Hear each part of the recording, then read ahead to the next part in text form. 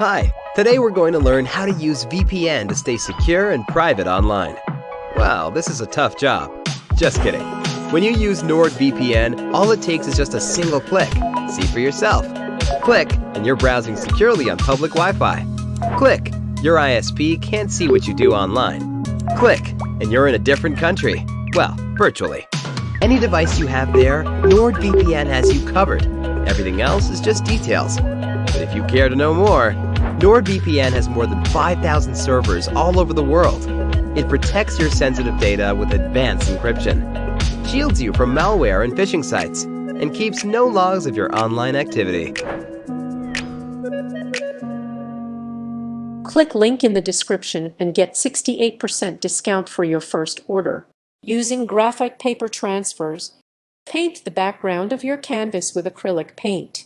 Depending on your artistic talent and preference, you can be as intricate or minimal as you like. Since you will be painting the letters of the quote over the background, paint on a design that is not too busy, or the quote itself will be hard to read. You will want the letters and the background to contrast, so if you want light-colored lettering, paint the background dark, and if you want to have dark lettering, paint the background with lighter shades. If you want the look of exposed canvas, you can leave the canvas unpainted for this step. Using acrylic paint is best when painting in layers because it dries quickly and allows you to add the next coat. Also, you don't have to worry about fumes like you do with oil paints. Transfer a printed quote to the canvas using graphite paper. Once your painted canvas is completely dry, place a sheet of graphite paper side down onto the canvas and a printed copy of your chosen quote on the graphite paper. Using a moderate amount of pressure, but not too much to damage the canvas, trace the lines of the quote using a ballpoint pen. To keep the layers together, secure them with a few pieces of tape. If your canvas is larger than a sheet of printer paper, you can do this one line or one word at a time. Wash your hands after handling graphite paper, as it can leave unwanted residue on your fingers that you accidentally transfer onto your canvas. Remove the graphite paper and paint the letters with a paintbrush. Using acrylic paint in a color contrasting to the background, paint in the letters imprinted on the canvas by the graphite paper.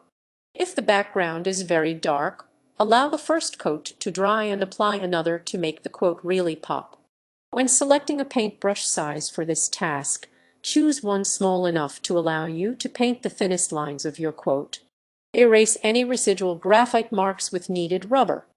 A slip of the pen or a scratch with a fingernail during the transfer process can result in little unwanted graphite marks on the canvas. You can easily rub them away with a pencil eraser or kneaded rubber to finish your art. You will have the best results with a small block of kneaded rubber that you can buy for a minimal cost at an art supply store. A standard pencil may cause smudging depending on the darkness of the transfer and the color of the background. Stenciling quotes onto canvas.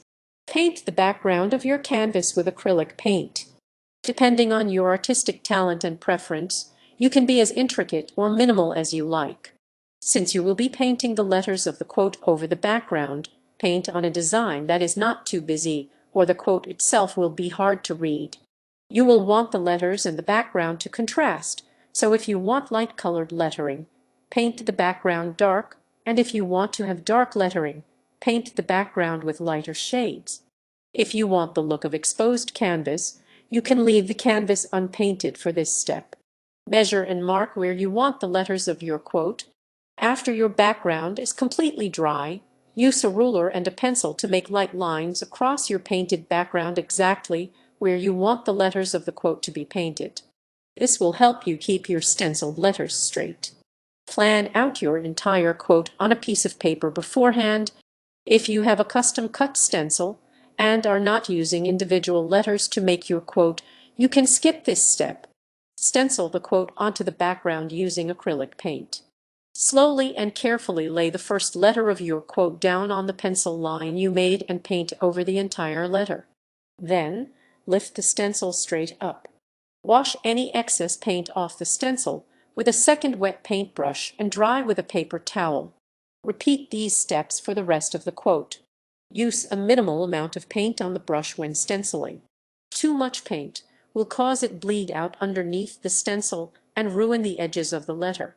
If you accidentally put too much on the brush, dab off the excess on a dry paper towel. If you make a mistake, correct it quickly with a damp paper towel. Applying vinyl letters as reverse stencils. Cover the canvas with acrylic paint in the color that you want the letters. As with the other techniques, you will want the lettering in the background to be contrasting enough to make the letters easily readable. You can be as bold or simple as you want in choosing your colors and designs. You can also glue down bits of fabric or bits of colorful paper from magazines for a fun alternative to solid lettering. If you want white lettering, paint the canvas white instead of leaving it bare, because the vinyl letters will not stick well to the rough canvas surface. If you want a patterned or bold background, go with solid lettering. Stick your quote on the canvas with removable vinyl letter stickers. After your canvas has dried, place the vinyl letters on the canvas exactly as you want the quote to appear. Keep them straight and equally spaced using a ruler as a guide. Plan out your quote in advance on a separate piece of paper, taking into consideration the size of the letters and the canvas. Check and double-check that the stickers are removable. Paint the background on the canvas, completely covering the letters. Be gentle as you paint so that you don't move any of the letters or accidentally lift up their edges.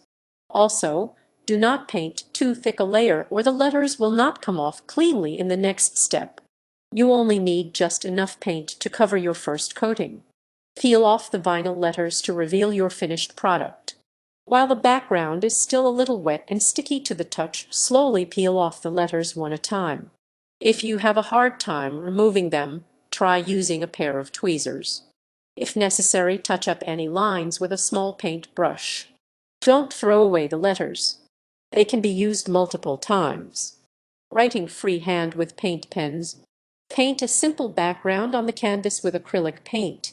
Since you will be hand painting the quote, it will be easiest if the background is a solid color.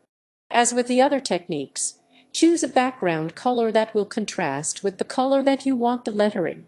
If you want more than a solid background, try an ombre gradient to add some extra color without being too distracting from the lettering. Plan your quote on paper before you paint it on the canvas. Take into consideration the size of the canvas and how you want the final work to look. Sketch out exactly where you want all the words to go before you begin. Vary lettering styles, i.e. block and cursive / serif and sans serif in your quote for a more artistic appearance. Write your quote on the canvas with a paint pen.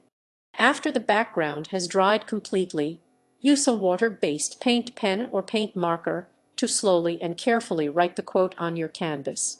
It's best to begin with the biggest words and fill in the smaller words as you go. If you make a mistake, you can wipe it off quickly with a wet paper towel. If you want the letters to be bolder, you can keep retracing them until they are as thick as you like.